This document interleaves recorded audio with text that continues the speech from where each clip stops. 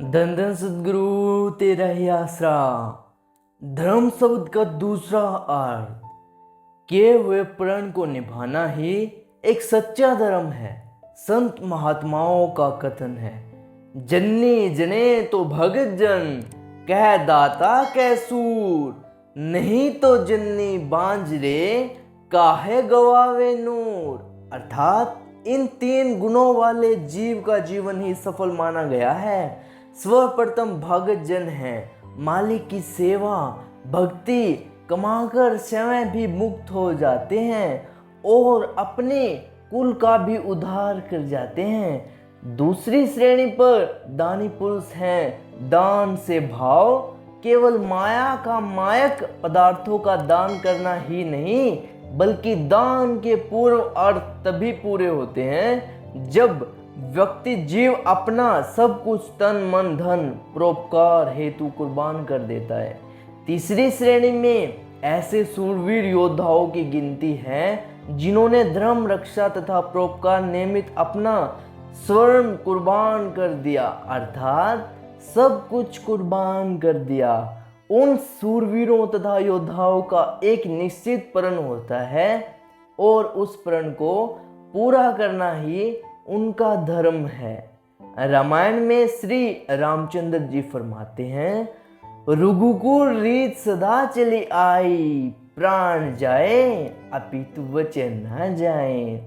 जिस वक्त जीव माता के गर्भ में उल्टा लटका हुआ भारी कष्टों में फंसा हुआ होकर रो रो कर मालिक से फरियाद करता है कि हे प्रभु, मुझे इस घोर नरक से बाहर निकाल, मैं सारी ताउम्र तेरी ही भक्ति करूंगा और श्वास श्वास तेरे नाम का ही स्मरण करूंगा। इस प्रकार जीव दिन रात मालिक से सैकड़ों बार इकरार करता है।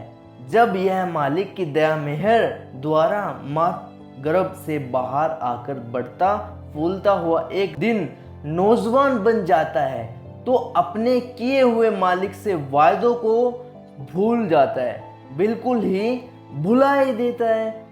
मालिक के साथ वायदों वचनों से हार जाने वाला इंसान कैसे धर्मी पुरुष कहला सकता है? वह इंसान बहुत बड़ा अपराधी है जो मालिक से किए वचनों को पूरा नहीं करता। मनुष्य जन्म मालिक की भक्ति के लिए मिला है तथा सेवा कमाने के लिए ही मिला है, इसलिए मनुष्य जन्म का असल उद्देश्य मालिक की भक्ति करके उससे मिलना है। तो सत्संग जिसमें कहा गया है कि संत सृष्टि में क्या करने आते हैं? संत हमारा इंसानी जूनी को एक नेक भले इंसान बनाने आते हैं और इंसान धरती पर जन्म लेता है सुमरन भक्ति करने के लिए, मेडिटेशन करने के लिए। यही इंसान का सच्चा धर्म है। हे जीव, अब तू अपने धर्म को हार चुका है और अपने प्रण वायदे को भी भुला दिया है जो तूने गर्व में मालिक परमात्मा से किए थे कि हे मालिक, इस संकट घोर से मुझे जल्दी से बाहर निकाल दे, मैं ताउम्र तेरी भक्ति करूंगा। इस गलती की सजा अवश्य भुगतनी पड़ेगी। इसलिए हे जीव, अब भी समय है, अपने किए वायदों को याद कर जो तूने माँ के गर्भ में किए थे। अपने जीव को मालिक के भजन सिमरन में लगाकर मनुष्य जन्म का लाभ उठा। यही एक सच्ची इंसानियत है, यही इंसान का एक सच्चा धर्म है। आम भाषा में धर्म शब्द का अर्थ कर्तव्य से लिया गया है, अर्थात ऐसे शुभ कर्म जिनका पालन करता मनुष्यता के नाते हर जीव के लिए जरूरी होता है। जीव का पहला कर्तव्य यही है कि मालिक परमपिता परमेश्वर की भक्ति करें। जिस मालिक ने इसे गर्भ से घोर नरक से बाहर निकाला, मनुष्य की उत्तम देही सुंदर स्वरूप तथा अनेक प्रकार के भोजन पदार्थ प्रदान किए, इसे स्वतंत्रता दी है, उसका दिन रात धन्यवाद करते हुए अगर मनुष्य ऐसा नहीं करता, उसे अपने कर्तव्यों को पालन नहीं करता, जीव नादान है। न तो वह अपने फर्ज को समझता और न ही मन में कोई ऐसा विचार रखता कि मालिक का कितना शुक्रिया अदा करूं। संत महात्मा हकीकत को जानते हुए और जीव की चेतावनी देते हुए प्यार से समझाते हैं। संत किसी का बुरा कभी नहीं सोचते, अपितु करना तो बहुत दूर की बात है। हे इंसान, तू अपने किए वादों को भूले बैठा है और अपने मुख्य कर्तव्य तथा मनुष्य धर्म से लापरवाह हो गया है। अब तूने उस मालिक के एहसास को भुला दिया है जिसकी दया मेर से तू इस दुनिया में फल फूल रहा है और इस दुनिया को देख पा रहा है। मालिक के नाम रूपी अमृत को भुलाकर अपने जीव को विश्व रूपी जहर में बर्बाद कर रहा है। इस शरीर की तू दिन रात इतनी संभाल और पालन कर रहा है, एक दिन यह भी तेरे हाथ से निकल जाएगा और तुझे विश्व रूपी ऐशो आराम के बदले यमों की बेशुमार मार खानी पड़ेगी तथा सब सजाएं झेलनी पड़ेंगी। इंसान कभी भी उस मालिक का धन्यवाद नहीं करता जिसके कारण उसे भारी दुख सहने पड़ते हैं। जो बुद्धिमान पुरुष संतों की शिक्षा भरी वाणी सुनकर उस पर विचार करता है और उस पर अमल करता है ना, तो मालिक के भजन सुमरण में लग जाता है, वे ही अपना जीवन सफल बना लेते हैं। इस दुनिया में भी वे सुखी रहत हैं और दरगाह में भी पूर्ण आनंद लेते हैं। जो लोग संत महात्माओं की संगत नहीं करते तथा न ही उनकी शिक्षा पर कोई भी अमल करते, न ही उनके वचनों पर चलते, वे इस लोक में भी दुखी होते हैं और आगे भी दुख के कारण भुगतते हुए भटकते रहते हैं और परलोक में भी उनका यही हाल होता है। क्योंकि सत्संग जी सतगुरु जी ने तो हमारे को नाम शब्द की प्राप्ति दिलाने के लिए एक मेथड, मेडिटेशन, भक्ति का सुमरन प्राप्ति सतगुरु जी ने हमारे को परमपिता परमात्मा सीधा डायरेक्ट कनेक्शन के लिए सतगुरु जी ने हमें नाम शब्द की अनमोल दात प्राप्त करवाई है।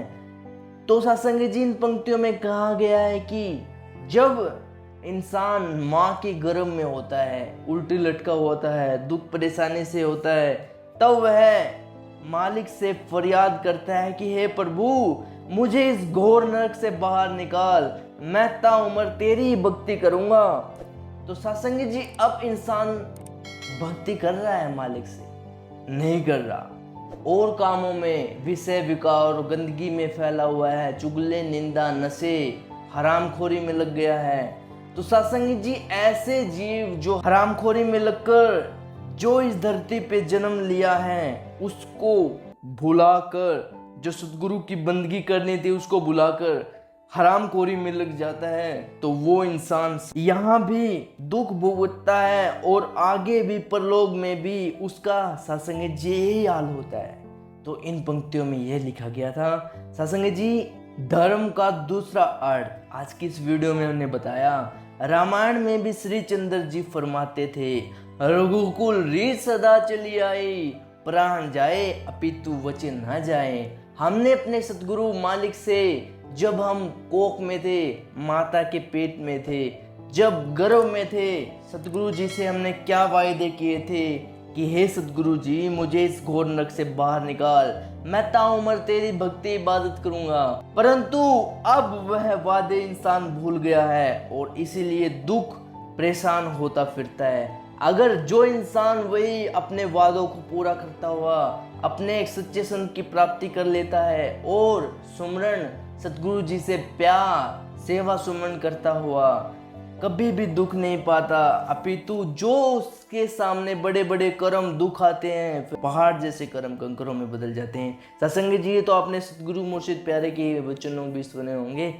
तो आज की इस वीडियो में इतना ही। उम्मीद करते हैं सत्संग जी आपको ये वीडियो काफ़ी पसंद आई होगी।